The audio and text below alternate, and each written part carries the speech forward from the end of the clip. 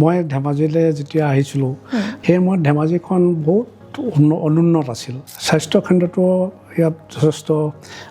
অসুবিধাৰ ফেচ কৰিব লগা হৈছিলে। 24 hours ইলেক্ট্ৰিচিটি নাছিল। এই ইমাৰ্জেঞ্চি পেচেণ্টবিলাক যেতিয়া হস্পিটেললৈ আহে তেতিয়া কেণ্ডেল বা লেম্পৰ সহায় লৈ পেলাই ট্ৰিটমেণ্ট কৰিব লগা হৈছিল। কিন্তু এই মমবাতি লৈ বা এই লেম্প লৈ যেতিয়া ট্ৰিটমেণ্ট কৰিছিলোঁ, পেচেণ্ট বহুত চিৰিয়াছ কণ্ডিশ্যনত আহে। ধৰি লওক ঘোঁৰাৰ গাড়ীত লৈ আহিছে, কিছুমান বাঁহৰ চাঙিত লৈ আহে। পেচেণ্টৰ আৰু অন্য ঠাইলৈ নিয়াৰ কোনো সময়ো নাই আৰু মানে তেওঁলোক সামৰ্থ্যৱানো নহয়। এনেকুৱা পেচেণ্টৰ সাধাৰণতে বহুত কষ্ট কৰি তেওঁলোকক যেতিয়া জীৱন বচোৱা যায়। দ্বিতীয় কথা হ'ল এইটো মোৰ জন্মঠাই, এইখন জন্মঠাই। ইয়াত মই অলপ ছেক্ৰিফাইচ কৰি হ'লেও মোৰ মানুহবিলাকক যদি মই অলপমান সহায় কৰিব পাৰোঁ, মোৰ মানে জীৱনটো অলপ ধন্য হ'ব বুলি ভাবিছিলোঁ মই। যে মই গভৰ্ণমেণ্ট চাকৰিটো ইস্তফা দি পেলাই VRS লৈ পেলাই মই এখন হস্পিটেল খুলিম, য'ত মই অন্ততঃ পেচেণ্টৰ মই চাই সোনকালে মই ডায়েগন'চিছ এটা কৰিব পাৰোঁ, সোনকালে এটা ট্ৰিটমেণ্ট দিব পাৰোঁ। এইটো মনোভাৱেৰে লৈ পেলাই মই এখন হস্পিটেল আৰম্ভ কৰিছিলোঁ। নমস্কাৰ, মই মৃণালী। স্বাগতম জনাইছোঁ বায়ংগা পডকাষ্টৰ অন্য এটি বিশেষ খণ্ডলৈ। আজিৰ এই খণ্ডটি বিশেষ এই কাৰণেই কাৰণ আমাৰ সৈতে এগৰাকী বিশেষ ব্যক্তি আছে, যি ব্যক্তিয়ে ভাল পায় নিজৰ ঠাইখনক, নিজৰ মানুহখিনিক, আৰু সেই মানুহখিনিক যে ভাল পায় সেই মৰমবোৰ তেওঁ নিজৰ কৰ্মৰে তেওঁ আগবঢ়াই আহিছে। তেখেত অন্য কোনো নহয়, ধেমাজিৰ প্ৰথমজন শল্য চিকিৎসক তথা BCBK হস্পিটেলৰ managing director doctor Purnakanta Baruah sir. তেখেত আমাৰ মাজত উপস্থিত আছে। ছাৰ নমস্কাৰ, স্বাগতম জনাইছোঁ আমাৰ এই বিশেষ পডকাষ্টটিলৈ। ধন্যবাদ। বাকী কথা পতাৰ আগতে কওকচোন, আজি আপোনাৰ দিনটো কেনে গ'ল? ৰাতিপুৱাৰ পৰা ব্যস্ততাবোৰ কেনে? মোৰ পেচেণ্টৰ লগতে মই বিজি থাকোঁ। ৰাতিপুৱা শুই উঠাৰ পৰা ৰাতি শোৱালৈকে মই পেচেণ্টৰ কথাই চিন্তা কৰোঁ, পেচেণ্টৰ কথাই মানে কেনেকৈ কাক ক'ত কি কৰিব লাগে ইয়াতেই মই বিজি থাকোঁ। ৰাতিপুৱা মই দিনটোৰ কাৰণে খাই বৈ ৰাতিটোৰ কাৰণে ওলাই যাওঁ। হয়, যথেষ্ট ব্যস্তপূৰ্ণ আপোনাৰ শ্বেডিউল, কিন্তু তাৰ মাজতে আমাক এই সময়খিনি দিয়াৰ কাৰণে অশেষ ধন্যবাদ পোনতে আপোনালৈ যাচিছোঁ। ছাৰ, আমি অকণমান আগৰ সময়খিনিলৈ যাব বিচাৰিম। আপোনাৰ সেই য়াং ডেইজবোৰ, যেতিয়া আপুনি শৈশৱ, যৌৱন, তাৰপিছত কৰ্মজীৱন, অকণমান কওকচোন। আগতে কেনেকুৱা আছিল ধেমাজিখন বা আপোনাৰ পৰিৱেশটো কেনেকুৱা আছিল অকণমান কওকচোন, আমাৰো শুনিবলৈ মন গৈছে আচলতে। মই ধেমাজিলৈ যেতিয়া আহিছিলোঁ, MS পাছ কৰি প্ৰথম ইয়াতে চাকৰিত জইন কৰিছিলোঁ। সেই সময়ত ধেমাজিখন বহুত অনুন্নত আছিল। ৰাস্তা পদূলিৰ পৰা আৰম্ভ কৰি পৰিবহণলৈকে সকলো ফালে অনুন্নত আছিল। স্বাস্থ্য কেন্দ্ৰটো ইয়াত যথেষ্ট অসুবিধাৰ ফেচ কৰিব লগা হৈছিলে। হস্পিটেল আছিল, হস্পিটেলখনত যন্ত্ৰ পাতি বিশেষ নাছিল। তাৰোপৰি ইলেক্ট্ৰিচিটিৰ ফালৰ পৰা 24 hours ইলেক্ট্ৰিচিটি নাছিল। সাধাৰণতে পাৱাৰ হাউচৰ পৰা গধূলি 5টাৰ পৰা ৰাতি 10টা বজালৈকে ইলেক্ট্ৰিচিটি দিয়া হৈছিল। বাকী সময়ত বহুত অসুবিধা হৈছিল। সাধাৰণতে আমি ইমাৰ্জেঞ্চি পেচেণ্টবিলাক যেতিয়া হস্পিটেললৈ আহে তেতিয়া কেণ্ডেল বা লেম্পৰ সহায় লৈ পেলাই ট্ৰিটমেণ্ট কৰিব লগা হৈছিল। তেতিয়া এইটো এটা বৰ চেলেঞ্জিং আছিলে এই সময়তে। মানে এনেকুৱা হয়, সেইটো সময়ত মানুহবোৰৰ জীৱনৰ গুৰুত্বটো একে সমান এতিয়াৰ যেনেকৈ, কিন্তু এতিয়া ফেচিলিটিখিনিৰ তুলনাত আগতে একেবাৰে নাছিলেই। তেনেকুৱা এটা মুহূৰ্তত আপোনালোকে চিকিৎসা কৰি মানুহৰ জীৱন ৰক্ষাৰ কাৰণে যুঁজিব লগা হৈছিল। সেইখিনি সময়ত আপোনাক কোনবোৰ কথাই মটিভেট কৰিছিল বা কোনবোৰ কথাই আপোনাক মানে এই দুগুণে শক্তি দিছিল এই ক্ষেত্ৰটোত, মানে স্বাস্থ্যখণ্ডত আপোনাৰ যিখিনি মানে কৰ্ম কৰি যাবলৈ? ইমান এটা প্ৰত্যাহ্বান যেতিয়া থাকে, মানুহ কেতিয়াবা কোনোবাখিনিত মানে হাৰ মানি যোৱা নিচিনা হয়, নহ'ব নেকি, মানে সেইখিনি সময়ত আপোনাক কোনবোৰ কথাই বা কোনবোৰে অনুপ্ৰেৰণা যোগাইছিল আচলতে? একচুৱেলি মানুহৰ যিটো বিশ্বাস মোৰ ওপৰত, আমাৰ ইয়াৰ মানুহবিলাকৰ যি বিশ্বাস হৈছিলে, সেইটোৱে মোৰ আচলতে মোৰ কৰ্মপ্ৰেৰণা। এই বিশ্বাসটো মই লৈ পেলাই মই কামত আগবাঢ়িছিলোঁ ইয়াত। মানে তাৰোপৰি মোৰ দ্বিতীয় কথা হ'ল, এইটো মোৰ জন্মৰ জিলা, জন্মঠাই, এইখন জন্মঠাই। ইয়াত মই ভাবিলোঁ যদি মই ইয়াত ছাৰ্ভিচ নিদিওঁ, মোৰ মানুহবিলাকক মই যদি ট্ৰিটমেণ্ট নকৰোঁ, তেতিয়াহ'লে অন্য ভাল টাউনৰ পৰা ইয়াত আহিটো ট্ৰিটমেণ্ট নকৰিব। গতিকে মোৰ কিছু মই অলপ ছেক্ৰিফাইচ কৰি হ'লেও মোৰ মানুহবিলাকক যদি মই অলপমান সহায় কৰিব পাৰোঁ মোৰ মানে জীৱনটো অলপ ধন্য হ'ব বুলি ভাবিছিলোঁ মই সেইটো সাৰ্গত কৰিয়ে মই ইয়াত আহিছিলোঁ আৰু যথেষ্ট ষ্ট্ৰাগল কৰিব লগা হৈছিল নিশ্চয়কৈ কাৰণ সেই পৰ্যায়ৰ পৰা আজিৰ এই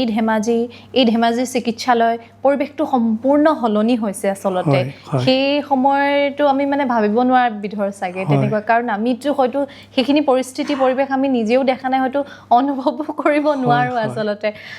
আৰু এটা কথা যিহেতু আমাৰ এনেকুৱা মানুহ খুব কম থাকে নিজৰ ঠাইখিনি আপোন বুলি ভাবে কিন্তু কেতিয়াবা কৰ্মৰ জৰিয়তে বাহিৰত থাকিব লগা হয় কিন্তু আপুনিওতো চাগে তেনেকুৱা বিভিন্ন ধৰণৰ সা সুবিধা আপুনি বাহিৰত পাইছিল চাগে কিন্তু তালৈ নগৈ আপুনি যে এতিয়া আজি পৰ্যন্ত আপুনি এই মানুহখিনিৰ লগত আছে এই ঠাইখিনিত আছে এই মানুহখিনি মৰমে আপোনাক কোনোবাখিনিত দুগুণে শক্তি প্ৰদান কৰি আছে আচলতে এইখিনি আপোনাৰ ভাল পোৱা মানুহখিনিৰ প্ৰতি নিশ্চয়কৈ এনেকুৱা কিছুমান মুহূৰ্ত মনত আছে নেকি সেই সময়ৰ আমি এতিয়া সময়খিনি পাছত পাতিম বাৰু সেই তেতিয়াৰ কিছুমান এনেকুৱা মোমেণ্ট মনত আছে নেকি যিটো সময়ত ধৰক আপুনি মমবাতিৰে চিকিৎসা কৰাৰ কথা কৈছে নহয় তেনেকুৱা কিবা ঘটনা মনত পৰে নেকি আজিও তেতিয়া তেনেকুৱা বহুত ঘটনাই হৈছে কিন্তু এই মমবাতি লৈ বা এই লেম্প লৈ যেতিয়া ট্ৰিটমেণ্ট কৰিছিলোঁ পেচেণ্ট বহুত ছিৰিয়াছ কণ্ডিশ্যনত আহে পেচেণ্টৰ মানে আশা নাই তেওঁলোকক কিছুমান লৈ আহিছে ধৰি লওক ঘোঁৰাৰ গাড়ীত লৈ আহিছে কিছুমান বাঁহৰ চাঙিত লৈ আহে পেচেণ্টৰ আৰু অন্য ঠাইলৈ নিয়াৰ কোনো সময়ো নাই আৰু মানে তেওঁলোক সামৰ্থ্যৱানো নহয় এনেকুৱা পেচেণ্টৰ সাধাৰণতে বহুত কষ্ট কৰি তেওঁলোকক যেতিয়া জীৱন বচোৱা যায় তেতিয়া তেওঁলোকৰ পৰিয়ালবৰ্গ যোৱাৰ সময়ত মানে চকু পানীৰ সৈতে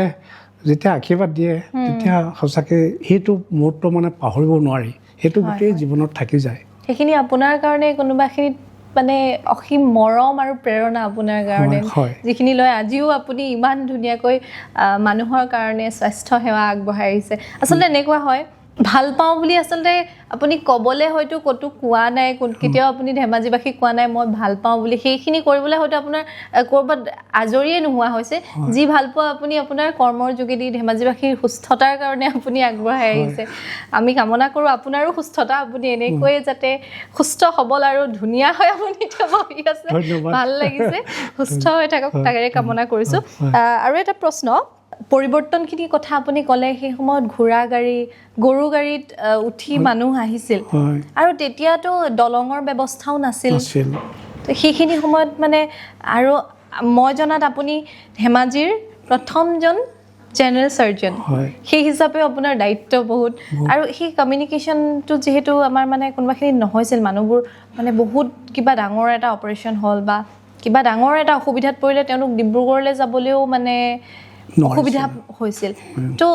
মই আহিছোঁ এতিয়া BCB কেয়াৰ হস্পিটেল তো এনেকুৱা কথাবোৰে আপোনাক ক'ৰবাত মানে এই হস্পিটেলখনৰ মানে ধাৰণাটো মনলৈ আনিছিল নেকি মানে এই চিন্তাটো হয় হস্পিটেল মই যিখন হস্পিটেলত কাম কৰিছিলোঁ তাত কিছুমান অসুবিধা আছিল বস্তুৱে গভৰ্ণমেণ্ট ছাপ্লাই কিছুমান নতুন এতিয়া মানে দিন যিমানে বাগৰিছে নতুন ইনষ্ট্ৰুমেণ্ট ওলাইছে নতুন বহুত ডেভেলপমেণ্ট হৈছে তেতিয়া মই হস্পিটেলখনত কাম কৰি মোৰ জব ছেটিছফেকশ্যন পোৱা নাছিলোঁ কিবা এটা মই ডায়েগনচিছৰ ক্ষেত্ৰত কিছুমান অসুবিধা হৈছিল কিছুমান বস্তু নহয় সেইকাৰণে মই ভাবিলোঁ যে মই গভৰ্ণমেণ্ট চাকৰিটো বাদ ইস্তফা দি পেলাই VRS লৈ পেলাই মই এখন হস্পিটেল খুলিম য'ত মই অন্ততঃ পেচেণ্টৰ মই চাই সোনকালে মই ডায়েগনচিছ এটা কৰিব পাৰোঁ সোনকালে এটা ট্ৰিটমেণ্ট দিব পাৰোঁ এইটো মনোভাৱে লৈ পেলাই মই এখন হস্পিটেল আৰম্ভ কৰিছিলোঁ তেতিয়াৰ BCB আৰু এতিয়াৰ এই ফেচিলিটিখিনি কথা যদি আপুনি অকণমান ৰাইজক কৈ দিয়ে ধেমাজিবাসীক কৈ দিয়ে আমাৰ এতিয়াৰ BCBৰ যিটো এতিয়া হস্পিটেলত প্ৰায় সকলো ইনভেষ্টিগেশ্যনেই আমি ইয়াত ৰাখিছোঁ চিম্পল এক্সৰেৰ পৰা আৰম্ভ কৰি আল্ট্ৰাচাউণ্ড CT এণ্ড অল ইনভেষ্টিগেশ্যনছ আমি ইয়াত কৰি ল'ব পাৰোঁ ট্ৰিটমেণ্টৰ ক্ষেত্ৰতো আমি এতিয়া জেনেৰেল চাৰ্জাৰী অৰ্থপেডিক্স গাইনী এতিয়া এইবিলাক কৰা হয় তাৰপৰি এতিয়া আমি নতুনকৈ আৰম্ভ কৰিছোঁ ইউৰ'লজি নিউৰ' চাৰ্জাৰী এণ্ড গেষ্ট্ৰ'এণ্ট্ৰলজি এইবিলাক আমি এতিয়া আৰম্ভ কৰিব লৈছোঁ মই ভাবিছোঁ মোৰ ডিষ্ট্ৰিক্টৰ এই অতি পিছপৰা ডিষ্ট্ৰিক্টত মোৰ বেমাৰী মোৰ পেচেণ্টসকলক ইয়াতে মই যদি সুবিধাকণ দিব পাৰোঁ তেতিয়া মই নিজকে মানে কিবা এটা আপুনি সফল বুলি নিজকে অনুমান কৰিব পাৰিব নিশ্চয়কৈ যদি এই গোটেই ডিপাৰ্টমেণ্টখিনি আমাৰ BCB কেয়াৰ হস্পিটেলত আছে সকলো সুবিধা আছে নিশ্চয়কৈ আমাৰ ধেমাজিবাসী ৰাইজে উপকৃত হ'ব তেওঁলোকে স্বাস্থ্যৰ যতনৰ কাৰণে অকণমান কোনোবাখিনিত সুলভতাত যিহেতু আমি গম পাইছোঁ ইয়াত খুব কম মূল্যত চিকিৎসা কৰা হয় হয় এইখিনি বিষয়ে অকণমান কৈ দিবচোন আমাৰ ইয়াত অপাৰেশ্যনৰ ক্ষেত্ৰত মই জেনেৰেল চাৰ্জাৰী মই যে জেনেৰেল চাৰ্জন মই জেনেৰেল চাৰ্জাৰী এপেণ্ডিচেক্টমী এটা অপাৰেশ্যন কৰোঁ ঔষধ পাতি থকা পেলাই অন্তত 25-30 হাজাৰ ভিতৰতে আমি কমপ্লিট কৰি দিব পাৰোঁ ঠিক সেইদৰে চিজাৰিয়ান ছেকশ্যনত আৰু 35,000 40,000 ভিতৰত হৈ যায় গল্ড ব্লাডাৰ অপাৰেশ্যনত আৰু 40,000 45,000 ভিতৰত হৈ যায় যিটো সাধাৰণতে অন্য আমাৰ ওচৰৰ অন্য ডিষ্ট্ৰিক্ট এটাত সাধাৰণতে গল্ড ব্লাডাৰ অপাৰেশ্যন এটা 60,000 তলত নহয়েই তাতকৈ বেছি হয় অন্য ডিষ্ট্ৰিক্টৰ তুলনাত আমি প্ৰায় আধা দামতে পেচেণ্টসকলক অন্য ডিষ্ট্ৰিক্টৰ যিটো ৰেট তাৰ আধাৰ ৰেটতে আমি ইয়াত অপাৰেশ্যন কৰি ডক্টৰকে পেচেণ্টসকলক মানে দিয়াৰ ব্যৱস্থা কৰিছোঁ হয় হয় আচলতে এইটো এটা খুব ভাল খবৰ বহুত এতিয়া এনেকুৱা হৈ গৈছে মানুহৰ মনত এনেকুৱা এটা ধাৰণা হৈ গৈছে যে মানে আৰ্থিকভাৱে যিসকল খুব সবল নহয় তেওঁলোকৰ এনেকুৱা হয় যে হস্পিটেললৈ যাবলৈ হ'লে পইচা বহুত লাগিব অপাৰেশ্যন এটা কৰিব লাগিব বুলি ক'লে তেওঁলোকৰ মানে মানে অপাৰেশ্যনটোতকৈ যিমান ভয় তেওঁলোকৰ পইচাটোৰ কাৰণে বেছি ভয় হয় সেইটো চিন্তা হয়তো BCB কেয়াৰত যদি আহে পেচেণ্টে সেই চিন্তাটো হয়তো অকণমান হ'লেও কম হ'ব নিশ্চয় হয় হয় আৰু এটা সুবিধা মই গম পাইছোঁ মই শুনামতে আপোনালোক গোটেই পৰিয়াল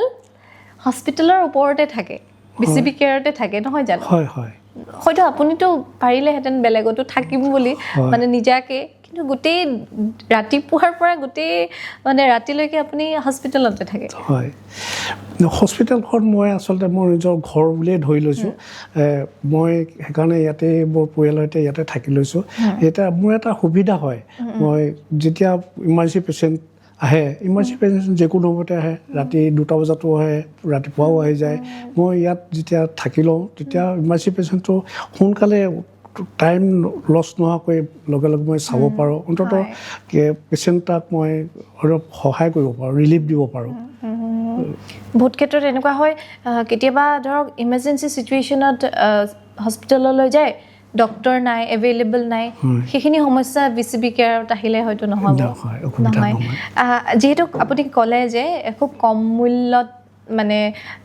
ট্ৰিটমেণ্ট অস্ত্ৰোপচাৰো জনসাধাৰণক কৰা হয় মানে ইমান কম মূল্যত আপোনাৰ এই চিন্তাটো কেনেকৈ আহিল মানে এটা প্ৰতিযোগিতাৰ যুগ নিচিনা হৈ গৈছে চিকিৎসা খণ্ডতো যথেষ্ট প্ৰতিযোগিতা আহিছে মাল্টি স্পেচিয়েলিটি হস্পিটেল তো সেইটো এটা মানে কম্পিটিশ্যন নিচিনা হৈ গৈছে কিন্তু তাৰ মাজতে আপুনি ইমান কম মূল্যত আচলতে আপোনাক হয়তো নিশ্চয়কৈ কিবা চিটুৱেশ্যন আপুনি নিজেও হয়তো ফেচ কৰিব লগা হৈছে বা পইচাৰ ক্ষেত্ৰত মানুহৰ মই মানে ভাবিছোঁ মোৰ এই মানুহসকলক মই কিবা এটা যদি পাৰোঁ সহায় কৰি যাওঁ মোৰ এইটোৱেই এইম তেওঁলোকক মই অলপ সহায় কৰোঁ বিশেষকৈ ইয়াৰ মানুহসকল এইটো ডিষ্ট্ৰিক্টৰ মানুহবিলাকৰ অন্য ডিষ্ট্ৰিক্টৰ তুলনাত অলপ দুখীয়া তেখেতসকলৰ আৰ্নিং চ'ৰ্চ বহুত কম গতিকে তেওঁলোকে আশা কৰে যে নাৰ্ছিং হোমত ট্ৰিটমেণ্ট ল'ম কিন্তু পইচা বেছি খৰচ হয় বুলি ভাবে সেইকাৰণে এইবিলাক চিন্তা কৰিয়ে পেচেণ্টৰ মনৰ ভাৱবিলাক পূৰ্ণ হওক লাইক এইটো লৈ পেলাই যিমান পাৰোঁ মিনিমাম ৰেটত আমি ট্ৰিটমেণ্টটো কৰিব বিচাৰি আছোঁ এনেকুৱা ঘটনা কিবা মনত আছে নেকি য'ত পেচেণ্টৰ মানে আৰ্থিক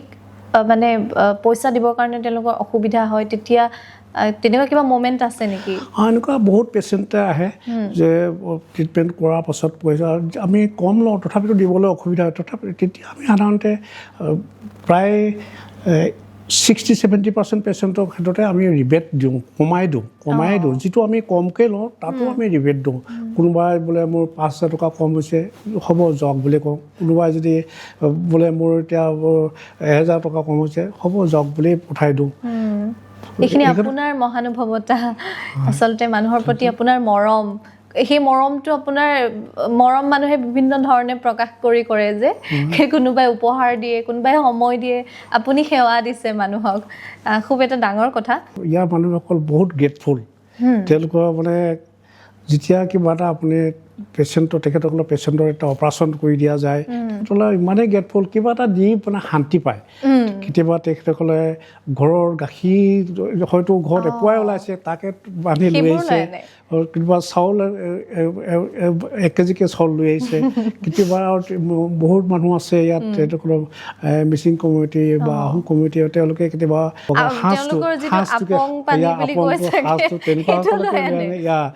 এইবিলাককে লৈ আনে। তো তেওঁলোকৰ তেওঁলোকৰ হেৰিবিলাক মৰমত যে লৈ আহে, মই যদিও এই সাজ নাখাওঁ, সেইবিলাক মই এলকহল জাতীয় বস্তুবিলাক সাধাৰণতে মই নাখাওঁ, তথাপিতো তেখেতসকলে দি থৈ যায়, মই সাদৰে লওঁ। মৰম প্ৰকাশ কৰিছে, আপোনাৰ প্ৰতি কৃতজ্ঞতা আচলতে তেওঁলোকৰ। খুব ভাল লাগে এনেকুৱা মমেণ্টবোৰ। আৰু এইখিনি বস্তু চাগে ক'ৰবাত আমি খুব যান্ত্ৰিকতাৰে ভৰা ঠাইখিনিত নাপাম, এইখিনি হয়তো আমি ধেমাজিতেই পাম। কাৰণ ধেমাজি মানুহখিনিৰ এইখিনি চাগে বৈশিষ্ট্য, এই সৰলতা, মানুহৰ প্ৰতি থকা মৰম, অতিথিপৰায়ণতা, আচলতে খুব ভাল লাগিছে। সেই সময়ৰ কথাখিনি শুনি মোৰ বহুত ভাল লাগিল। মানে তেতিয়া যে আপুনি এই কষ্টখিনিৰ মাজেৰে আপুনি ট্ৰিটমেণ্ট মানুহক আগবঢ়াইছিল, সেৱা আগবঢ়াইছিল, এতিয়া হয়তো অকণমান সেইখিনি অকণমান চেলেঞ্জিং মমেণ্টখিনি অকণমান কম হৈছে আপোনাৰ কাৰণে। হয়, এতিয়া প্ৰায় আগৰ সময়ত মেন পাৱাৰটো কম আছিলে, ইনষ্ট্ৰুমেণ্ট কম নাছিলে। এতিয়া প্ৰায় সকলোবিলাক সুবিধা আমি কৰি ল'ব পাৰিছোঁ। এতিয়া আমি যিকোনো পৰিৱেশ আমি এতিয়া ফেচ কৰিব পৰা হৈছোঁ। ইনভেষ্টিগেশ্যনৰ ক্ষেত্ৰতে হওক, ট্ৰিটমেণ্টৰ ক্ষেত্ৰতে হওক, যিকোনো অপাৰেশ্যন আমি এতিয়া কৰিব পৰা হৈছোঁ। আপোনালোকৰ আশীৰ্বাদত মই ভাবিছোঁ আমি আৰু উন্নত মানৰ চিকিৎসা আমাৰ জনসাধাৰণক দিব পাৰিম বুলি ভাবিছোঁ। নিশ্চয়কৈ আমিও বিচাৰিম যাতে BCB কেয়াৰ হস্পিটেলত আৰু চিকিৎসক হওক, আৰু সুবিধা জনসাধাৰণৰ কাৰণে আগবঢ়াই দিব পৰাকৈ আপোনালোক সক্ষম হওক, তাৰে কামনা কৰিছোঁ। মোৰ আৰু এটা প্ৰশ্ন, আপোনাৰ এই গোটেই যে জাৰ্ণিটো আপোনাৰ এজ এ চাৰ্জন কিমান বছৰৰ আগতে আৰম্ভ হোৱা আৰু আজিলৈকে প্ৰত্যেক দিনাই মানুহে কিবা এটা নহয় কিবা এটা শিকে, তো আপোনাৰ ক্ষেত্ৰত সেই লাৰ্ণিং মুমেণ্টবোৰ কেনেকুৱা আছিল? মানে কেনেকুৱা মুমেণ্টবোৰে আপোনাক শিকাই যায়? মই যেতিয়া MS পঢ়িছিলোঁ তেতিয়া 1983 যেতিয়া MS পাছ কৰিছিলোঁ, সেই সময়ত কিছুমান বস্তু ধৰি লওক আল্ট্ৰাচাউণ্ডে হওক বা চিটি হওক, তেতিয়া আমি কিতাপতে পঢ়িব পাৰিছিলোঁ। তেতিয়া মেক্সিমাম এক্স-ৰে,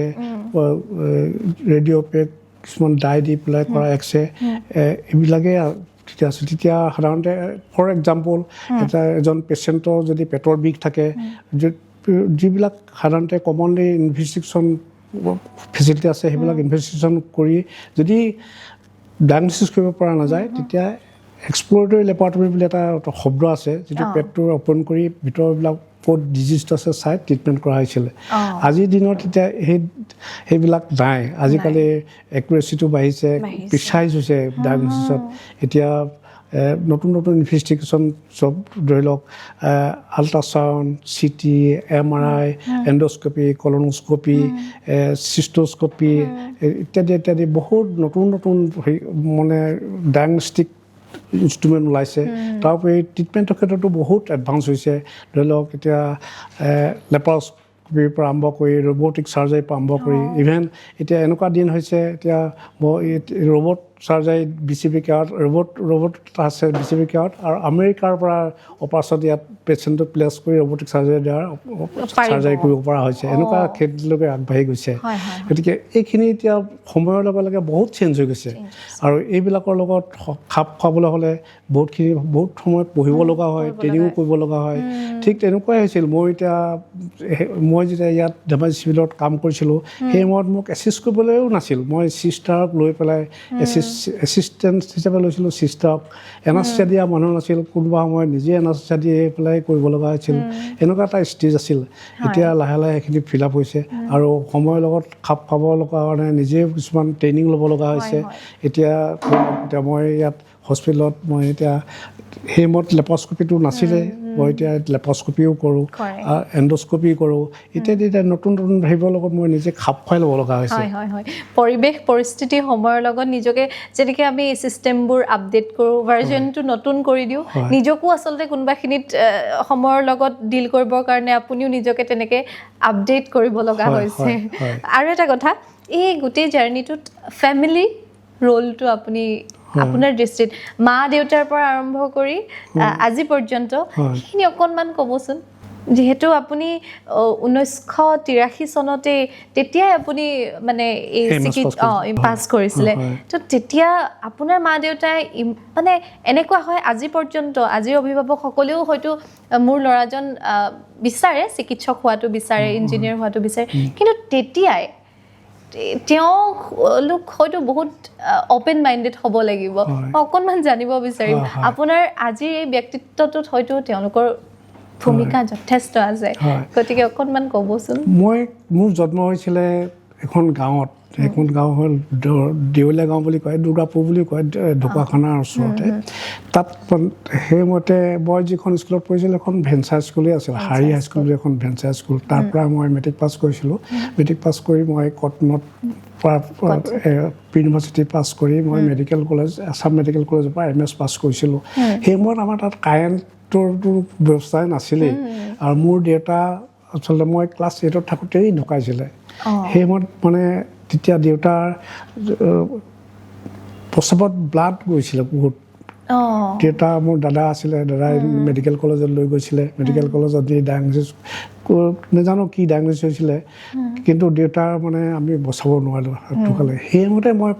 মই মানে মনত বান্ধি লৈছিলোঁ যে মই এজন ডক্তৰে হ'ম আৰু সেইদিন ধৰি মই এটাই মানে এইম আছিলে মই ডক্তৰে হ'ম মই ইউনিভাৰ্চিটি পাছ কৰি মই যোৱাত এণ্ট্ৰেঞ্চ JEE মই 4th পজিশ্যন পাইছিলোঁ কিন্তু মোৰ এটাই মন মই ডাক্তৰে হ'ম সেইটো ভাবলৈ মই ডিব্ৰুগড় মেডিকেল কলেজত পালোঁ চিট পাই মোক মানে এই মেডিকেল জাৰ্ণিটোত বৰ সহায় কৰিলে মোৰ দাদাই ছাৰ্ভিচ কৰিছিলে তেওঁ গোটেই জীৱন মোৰ কাৰণে যত্ন কৰিলে তেখেতৰ যত্নতে মই এইটো ষ্টেজ পালোঁহি আৰু সেইকাৰণে মই দাদাৰ সোঁৱৰণতে মই এই হস্পিটেলখন তেওঁৰ নাম ভৈৰৱ বৰুৱা আছিলে ভৈৰৱ চন্দ্ৰ বৰুৱা BCB কেয়াৰ হস্পিটেল নাম ৰাখিলোঁ ভাল লাগিল জানি আচলতে এইখিনি তেওঁৰ মৰমৰ কৃতজ্ঞ আপুনি খুব ভাল লাগিল মই এতিয়া যেতিয়া মই ইয়াত কাম কৰিলোঁ এতিয়া বহুত বেকৱাৰ্ড ডিষ্ট্ৰিক্ট এটাত মই অৱশ্যে ভাল ঠাইতো কৰিব পাৰিলেহেঁতেন কিন্তু মানুহৰ মৰম চেনেহ আৰু ইয়াত বেকৱাৰ্ড ডিষ্ট্ৰিক্ট লৈ পেলাই মই ইয়াতে কাম কৰিলোঁ এই ক্ষেত্ৰত মোৰ ফেমিলিয়ে সকলো মেম্বাৰেই মোক সহায় কৰিছে তেওঁলোকে নিজক এডজাষ্ট কৰি লৈছে মোক সহায় কৰিছে মোক প্ৰতি মুহূৰ্ততে মোৰ কাষত থিয় হৈ মোক এই কামখিনি কৰাত সহায় কৰিছে তেখেতসকলক মই বহুত ধন্যবাদ জনাইছোঁ আপুনি ইমান দৃঢ় মই সেইকাৰণে সুধিলোঁ ইমান দৃঢ়তাৰ আঁৰত হয়তো মানুহৰ সেই পৰামৰ্শ সৰু সৰু মৰম যত্ন এইখিনিৰে হয়তো আপোনাক বেছি শক্তিশালী কৰিছে নিশ্চয়কৈ ছাৰ আৰু এটা প্ৰশ্ন আপোনাৰ কাৰণে মানুহে হয়তো বহুতে নাজানে অপাৰেশ্যন বুলি ক'লে সাধাৰণতে তেওঁলোকে কেতিয়াবা কিবা এটা বেমাৰ হ'ল ডক্টৰে যেতিয়া কয় যে অপাৰেশ্যন কৰিব লাগিব তেতিয়াহে আপোনাৰ কথা মনলৈ আহে মানে জেনেৰেল চাৰ্জনৰ ওচৰত তেওঁলোকে কাষ চাপে আপুনি সেইখিনি বিষয়ে অকণমান ক'বচোন মানে কেতিয়া কেনেকুৱা কোনবোৰ বেমাৰত মানে চাৰ্জিকেল হয় মানে সেইখিনি অকণমান বেমাৰৰ ধৰা আচলতে কিছুমান আছে চাৰ্জিকেল আছে কিছুমান মেডিকেল আছে মেডিকেল ডিজিজবিলাক সাধাৰণতে জ্বৰ কাহ ফিভাৰ এইবিলাক মেডিকেল অন্য কিছুমানো আছে চাৰ্জিকেল অপাৰেশ্যনছবিলাক সাধাৰণতে চাৰ্জাৰী মিনছ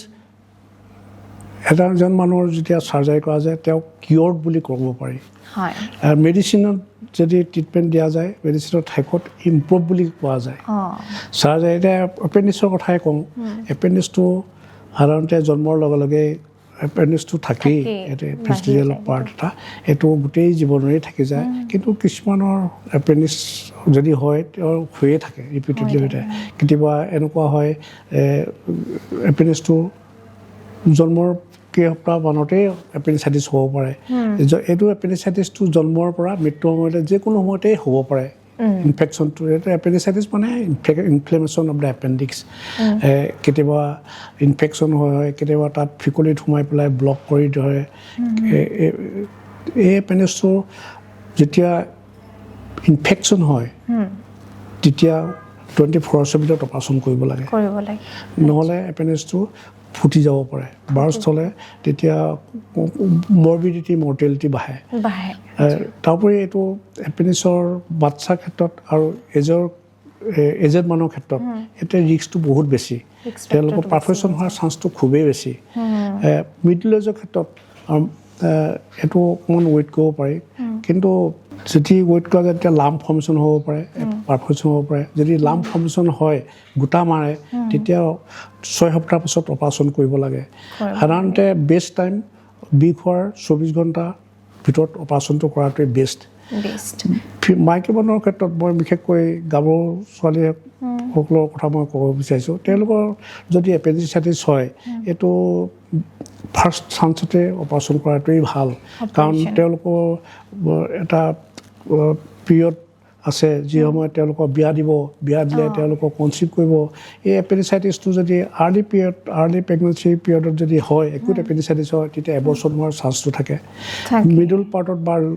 ধৰি লওক প্ৰেগনেঞ্চি 7 মন্থ বা 8 মন্থত যদি একুট এপেণ্ডিচাইটিছ হয় তেতিয়া অপাৰেশ্যন কৰাটো বহুত অসুবিধা হয় এপেণ্ডিক্সটো ইউটাছৰ তললৈ সোমাই যায় এইটো তেতিয়া অপাৰেশ্যন কৰাৰ টেকনিকেলিও অসুবিধা আৰু ৰিস্কটো বহুত বেছি বেবীটো এবৰ্চন হোৱাৰ চান্সো আছে তাৰমানে এপেণ্ডিক্স হ'লে খুব সম্ভৱ বেছি দেৰি নকৰি আমি অপাৰেশ্যন কৰাটোৱেই বেষ্ট আৰু এইটো ভেৰি চিম্পুল অপাৰেশ্যন খুব সহজেই কৰিব পাৰি খুব বেছি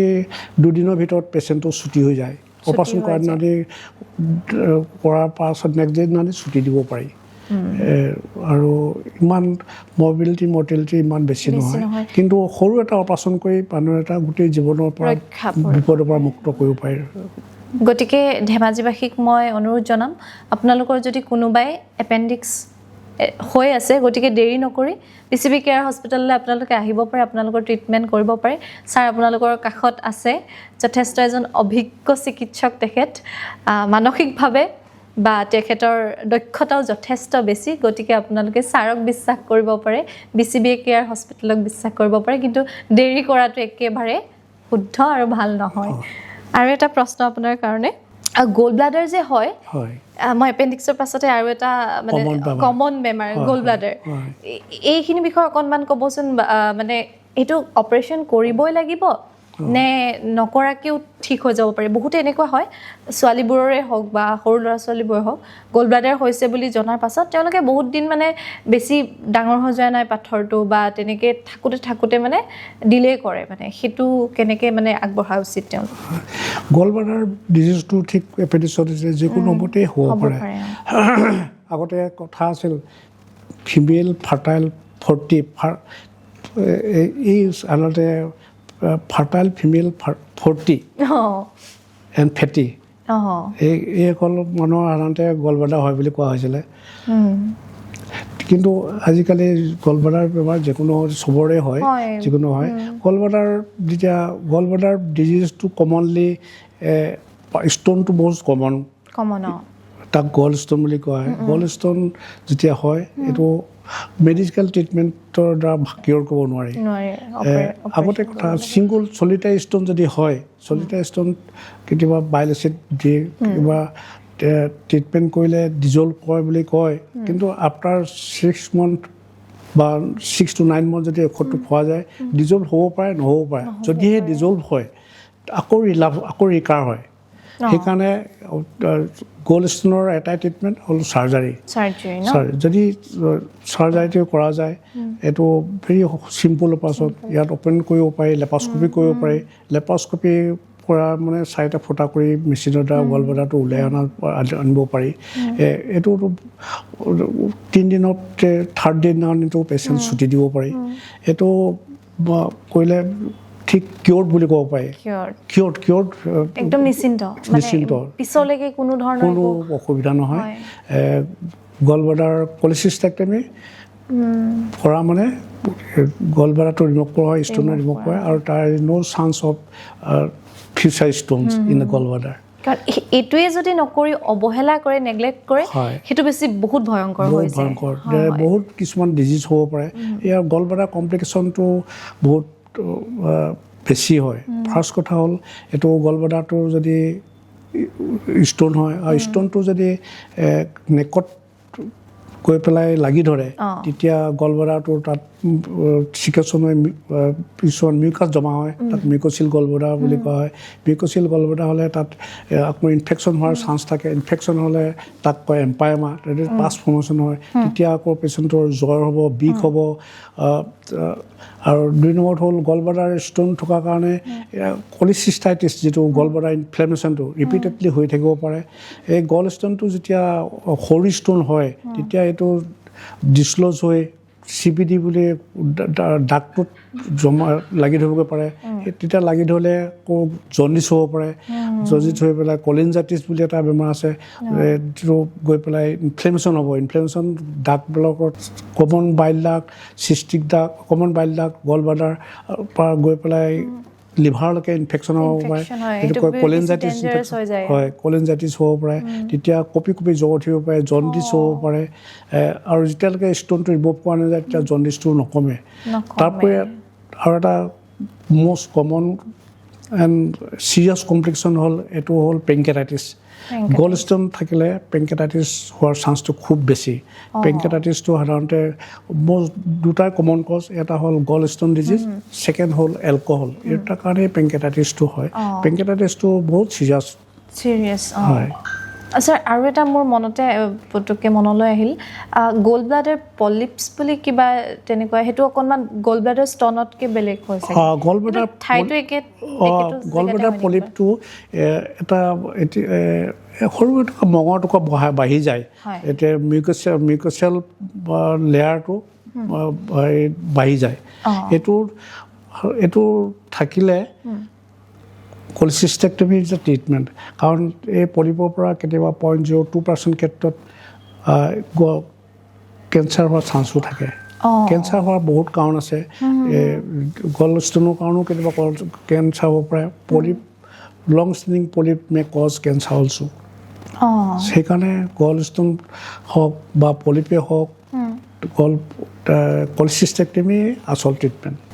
আৰু এটা প্ৰশ্ন অপাৰেশ্যনৰ আগতে আৰু অপাৰেশ্যন হৈ যোৱাৰ পাছত যিকোনো অপাৰেশ্যন ধৰক এপেণ্ডিক্সৰে হওক বা গল ব্লাডাৰে হওক কেনেকুৱা ধৰণৰ সাৱধানতা তেওঁলোকে অৱলম্বন কৰিব লাগে আচলতে যিহেতু এদিন দুদিনতে হৈ যায় বুলি কৈছে কিছুমান আকৌ এনেকুৱাও মানুহ আছে নহয় অপাৰেশ্যন হ'ল ভাল হ'ল গুচি যাওঁ আজি কিবা খৰিকে কাটিছোগৈ বোলে বিভিন্ন ধৰণৰ পেচেণ্ট আমি দেখোঁ তো সেইখিনি মানে কেনেকৈ সাৱধানতা তেওঁলোকে ল'ব লাগে যিহেতু গাঁৱৰ মানুহ বিভিন্ন ধৰণৰ কাম কৰিব লাগে তেওঁলোক পৰি থাকিলে নহয় আচলতে এনেকুৱা হয় বহুত ক্ষেত্ৰত মই দেখিছোঁ যে হাজিৰা কৰা মানুহো থাকে কিছুমান তেওঁলোক মানে বিচনাত পৰি থাকিলে তেওঁলোকৰ ঘৰেই নচলে আৰু দুদিনত যেতিয়া অপাৰেশ্যনটো হৈ যায় তেওঁলোক আৰু নৰখে মানে তো সেইখিনি ক্ষেত্ৰত অকণমান সাৱধানতাবোৰ কৰিছোন গল ব্লাডাৰ বা এপেণ্ডিক্সৰ অপাৰেশ্যনৰ ক্ষেত্ৰত আজিকালি প্ৰচিডিউৰবিলাক বহুত আপডেটেড প্ৰচিডিউৰ গতিকে ৰিকভাৰীবিলাকো বহুত ফাষ্ট হয় হয় আৰু পেচেণ্টবিলাক মানে কামৰ প্ৰতি আৰ্লি ৰিটাৰ্ণ মানে সোনকালে কামত জইন কৰিব পাৰে তথাপিতো মিনিমাম 1 উইক মানে ৰেষ্ট লোৱাটো বেষ্ট ভাল আৰু যেতিয়া কাম বনত আৰম্ভ কৰিব তেতিয়া হাৰ্ট লেভেলবিলাক এভইড কৰাই ভাল পিছত হ'লে মানে আপোনাৰ যদি গধুৰ বস্তু দাঙি দিয়ে বা তেতিয়া বেছি প্ৰব্লেমেটিক হৈ যায় নিশ্চয়কৈ এইখিনি সাৱধানতা আপোনালোকে অস্ত্ৰোপচাৰৰ পাছত লোৱাটো অতি বাঞ্ছনীয় নহ'লে নিজৰ কাৰণে বিপদ আচলতে আৰু এটা প্ৰশ্ন সাধাৰণতে আমাৰ ডায়েবেটিছ পেচেণ্টবোৰ থাকে বা আৰু উচ্চ ৰক্তচাপ যাৰ আছে তেওঁলোকৰ ক্ষেত্ৰত মানে অপাৰেশ্যনটো কৰোঁতে কিবা অসুবিধা হয় মানে কিবা ৰিস্ক ফেক্টৰ থাকে নেকি আৰু এটা প্ৰশ্ন এটা বয়সৰ পাছত অপাৰেশ্যন কৰা নহয় মানে সেইখিনি ৰিস্ক ফেক্টৰখিনি অকণমান বুজাই দিলে ভাল হ'ব ডায়েবেটিছ থকা পেচেণ্টবিলাকৰ তেওঁলোকৰ আৰু বহুত অন্য ছাইড বাই ছাইড বহুত অন্য বেমাৰৰ লগ লাগে তেওঁলোক ডায়েবেটিছ থকা পেচেণ্টৰ প্ৰেছাৰ বাঢ়িব পাৰে 2 নম্বৰটো ডায়েবেটিছ থকা পেচেণ্টৰ কিডনী ফাংচনটো ইম্পেয়াৰ্ড হ'ব পাৰে 3 নম্বৰত হ'ল তেওঁলোকৰ ইণ্টাৰনেল এনভাইৰনমেণ্টটো অলপ চেঞ্জ হৈ থাকে তেওঁলোকৰ চেঞ্জ হৈ থাকে তেওঁলোকৰ মোৰ প্ৰন টু ডেভেলপ ইনফেকশ্যন ইনফেকশ্যনছ হোৱাৰ চান্সটো বহুত বেছি থাকে গতিকে ডায়েবেটিক থকা পেচেণ্টবিলাকৰ সাধাৰণতে ছুগাৰ লেভেলটো কমাই ল'ব লাগে এটা লেভেলৰ সাধাৰণতে 180 মিলিগ্ৰাম পাৰ্চেণ্টৰ তলত থকা ভাল আৰু তেওঁলোকৰ অন্য ফাংচনবিলাক ধৰি লওক হাৰ্টৰ প্ৰব্লেম ডায়েবেটিছৰ কাৰণে হাৰ্টৰ প্ৰব্লেমো হ'ব পাৰে কিডনি প্ৰব্লেমো হ'ব পাৰে গতিকে এই সকলোবিলাক এক্সক্লুড কৰি যেতিয়া পেচেণ্টটো অন্য বেমাৰ এছ'চিয়েটেড ডিজিজ নাথাকে তেতিয়া পেচেণ্টটো অপাৰেশ্যনৰ কাৰণে পুট কৰিব পাৰি যদি ছুগাৰটো কণ্ট্ৰল লেভেলত আহে তো তেনেকুৱা সময়ত অকণমান চাগে অসুবিধা হয় কাৰণ নৰ্মেল পেচেণ্ট এজন যেতিয়া আহে সেইখিনি সময়ত আপুনি চাৰ্জাৰীটো কৰি দিব পাৰে কিন্তু ডায়েবেটিক পেচেণ্ট এজন যদি আহে হয়তো সেইখিনি ছুগাৰ লেভেল কমালৈকে বা লেভেলত অহালৈকে আপোনালোক ৰ'ব এছ'চিয়েটেড ডিজিজ আছে না সেইবিলাকো এক্সক্লুড কৰি ল'ব লগা হয় সেইখিনি মানে একদম খুব সাৱধানতাৰে আপোনালোকে ডিল কৰিব লগা হয় পেচেণ্টৰ লগত নিশ্চয়কৈ আৰু এটা প্ৰশ্ন এই যে অপাৰেশ্যনটো নোহোৱা পৰ্যায়লৈ মানুহে যাতে থাকিব পাৰে আৰু মানুহে অপাৰেশ্যন যাতে কৰিব নালাগে তাৰ কাৰণে তেওঁলোকে জীৱনশৈলীটো মানে লাইফষ্টাইলটো কেনেকৈ ধৰক গল ব্লাডাৰে হওক বা তেনেকুৱা ডিজিজবোৰ মানে নহ'বৰ কাৰণে যিবোৰ সৰু সৰু স্মল ষ্টেপছ আমি মানে সদায় ডে টু ডে লাইফত আমি ল'ব পাৰোঁ মানে কি ছাজেষ্ট কৰিব জীৱনশৈলীটো খোৱা বোৱাৰ ক্ষেত্ৰতে হওক বা নিজৰ ডেইলি ৰুটিন ৱৰ্কছ এইবিলাকত সদায় চকু ৰাখিব লাগে খোৱা বোৱাৰ ক্ষেত্ৰতে ধৰি লওক এতিয়া মই ক'বলৈ গ'লে আমাৰ এতিয়া ধেমাজি ডিষ্ট্ৰিক্টতে কওঁ ইয়াত সাধাৰণতে তেওঁলোকৰ এলকহলৰ হেৰিটো বৰ বেছি কনজাম্পশ্যনটো বেছি হয় পিক ইটাৰ্ছ বহুত বেছি হয় তেওঁলোকৰ পিক ইটাৰ্ছৰ কাৰণে ইয়াত আমি দেখা পাইছোঁ যে বহুত এপিলেপচি পেচেণ্ট ইয়াত বহুত বেছি মিগি বেমাৰ যিটো কয় মিগি বেমাৰ বুলি কয় সাধাৰণতে গাহৰি যিটো পিকটো তেওঁলোকে কিছুমানে পুৰি খায় কিছুমানে সাধাৰণতে প্ৰেছাৰত দি পেলাই ভালকৈ মানে সিজাই নাখায় সেইকাৰণে ফিটাপিলৰ কণীটো